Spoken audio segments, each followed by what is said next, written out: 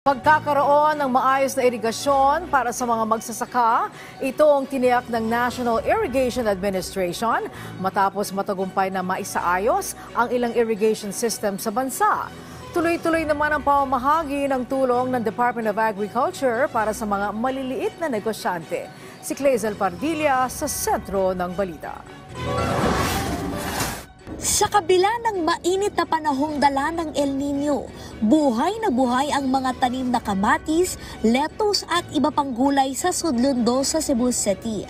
Kuwento ni Walida, limitado lamang noon sa mais ang kanilang sinasaka. Kinakailangan kasing humakot pa ng tubig mula sa sapa bago makapagdilig. Pero nagbago ang lahat matapos maikonekta ng National Irrigation Administration o NIA ang kanilang sakahan sa itinayo nitong Lower Sudlon Pump Irrigation System. Kuha sa tubig gikan sa sapa, magsinangay pa man sa kanang alsahon or lukdoon or bitbiton, nya manumano pa siya bisbis punuan sa kamatis. Lahi man karon nga nanay irrigation kay inig-abri na mo sa gripo, agas dayon ang tubig. So dako-dako na sad mig tanom nga kamatis or mga high value crops kay sayo naman lang ang pag-atiman.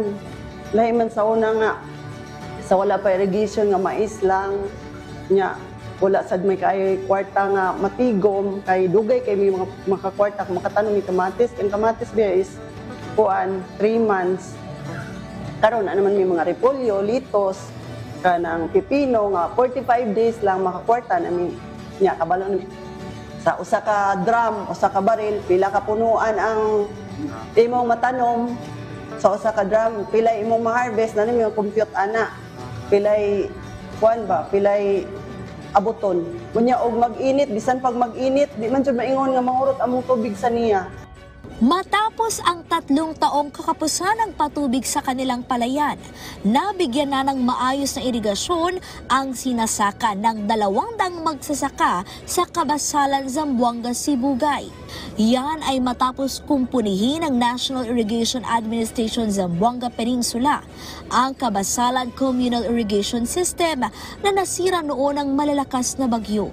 Fully operational na ang naturang irigasyon at nagbibigay patubig sa halos 300 ektaryang palayan sa bayan ng Kabasalan. Naging matagumpay ang suitability trial production ng sibuyas sa Butuan City sa harap ng pagragasa ng El Nino. Sa kauna-unahang pagkakataon, nakapag-ani ng sibuyas sa naturang lugar. Aabot sa 100 kilo ng sibuyas ang na-harvest sa higit 30 square meters lamang na lupa. DA ang namigay ng binihi, pataba at iba pang farm input.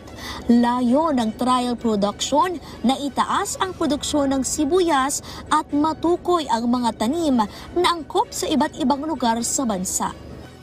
Nakatanggap naman ng higit 11 million pesos na halaga ng panimulang negosyo sa pagkakape ang mga magsasaka sa Bontoc Mountain Province.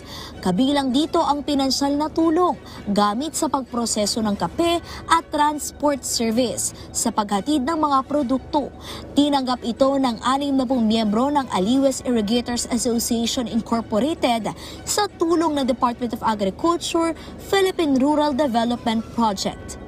Clazel Pardilla para sa Pambansang TV sa Bagong Pilipinas.